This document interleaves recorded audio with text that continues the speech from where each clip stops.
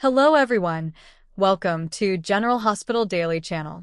Please hit the subscribe button and give this episode a thumbs up. Curtis enters Pentonville, and Sidwell is already making moves. Oh darlings, the day that Port Charles has been dreading finally arrived. Curtis walked through those gates. He surrendered his belongings. He put on that beige jumpsuit.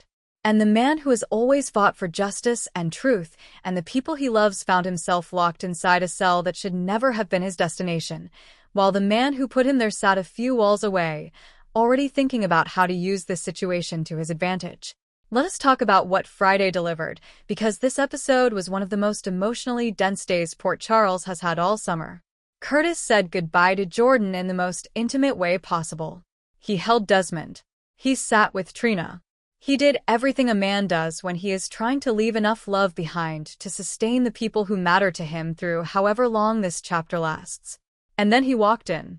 The image of Curtis in that prison jumpsuit looking distraught in his cell, a man this strong, this capable, this defined by his freedom and his movement and his ability to act, reduced to waiting in a small locked space. That is the kind of visual storytelling General Hospital does when it wants to hit you somewhere you cannot easily recover from.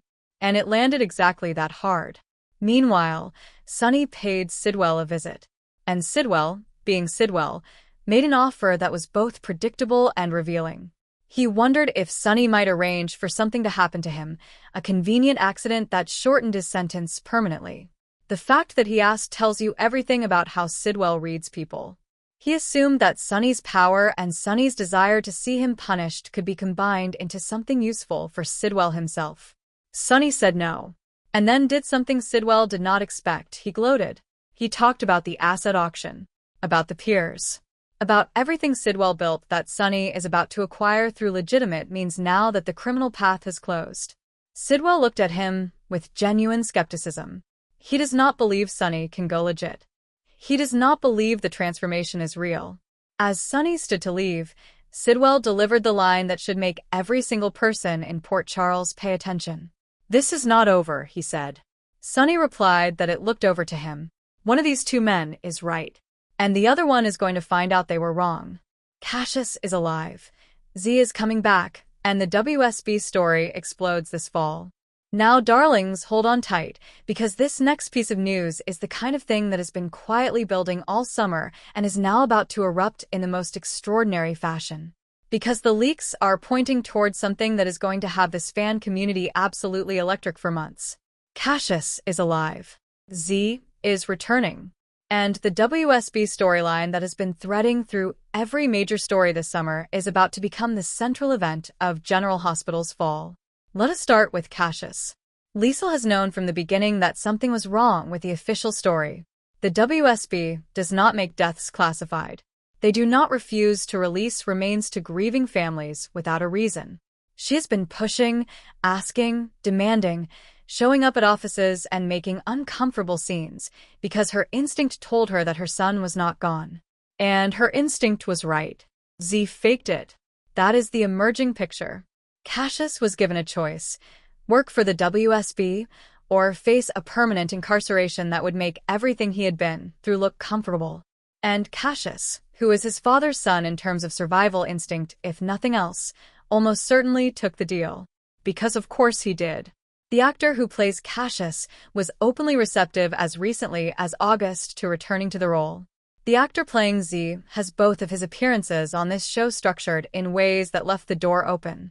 And the leaker, who has demonstrated reliability, is pointing to October or November as the window when both come back to Port Charles. Together, with the kind of story that brings them back.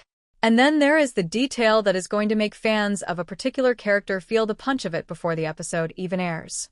Jack Brennan is set to be killed off as part of this WSB storyline.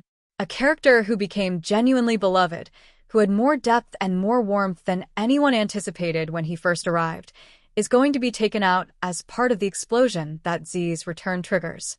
That death, when it comes, is going to ripple through every relationship Jack has built in Port Charles.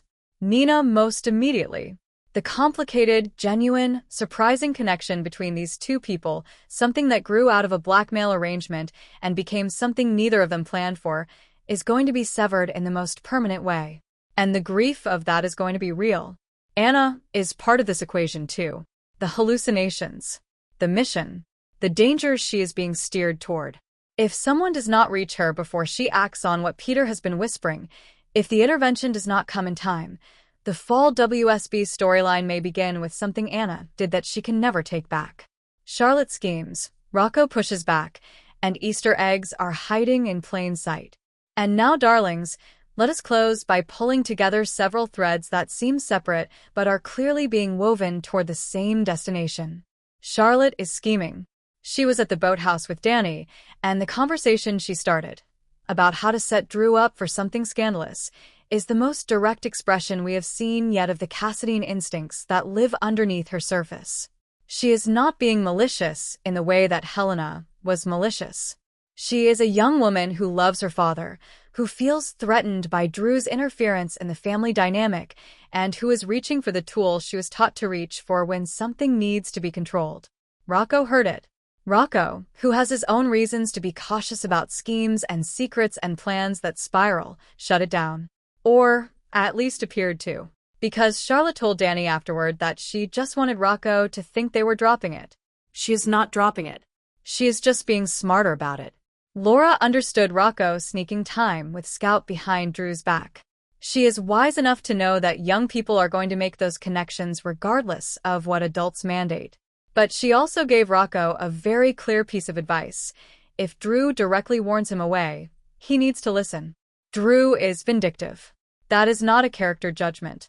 It is a practical assessment from a woman who has known enough dangerous men to recognize the specific quality that makes them unpredictable when they feel disrespected.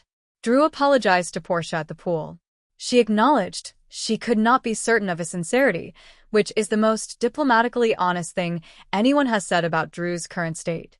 And then they agreed to stay out of each other's way, which is probably the most realistic outcome available given everything between them. Drew is also running a Sunny takedown scheme with Ava. Two people with their own separate grudges against the most powerful man in Port Charles, pooling their intelligence and their access. That combination is going to be deeply entertaining to watch and probably very dangerous for everyone involved. Now, the Jasper Jax Enterprises situation. Jack is already investigating it. He is suspicious that Jax would appoint Jocelyn as CEO when she has no relevant business experience. That suspicion is correct, and it is the right instinct to follow. Hudson Parker is not just connected to that storyline, he is connected to the Phoebe situation as well.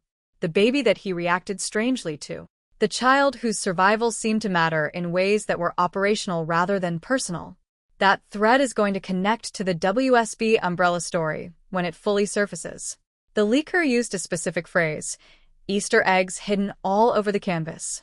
And that is exactly the right framework for how to watch General Hospital right now.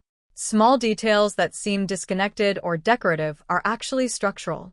Reactions that seem like character beats are actually plot signals. Moments that feel like closure are actually setup. Z is coming back. Cassius is alive. Jack is going to die. Anna is being steered towards something terrible. And everything connecting Hudson Parker and Jasper Jax Enterprises and the Phoebe mystery and the WSB is going to converge into one of the most ambitious storylines this show has attempted in years. Port Charles is in the quiet before the storm right now, darlings. Curtis locked in a cell. Sidwell already planning his next move. Charlotte pretending to stand down while actually just being smarter. And somewhere out there, in WSB operations that nobody in Port Charles fully understands yet, the pieces of a story that is going to change everything are already in motion. Thank you for watching. For a daily update, don't forget to subscribe the channel and hit the bell icon.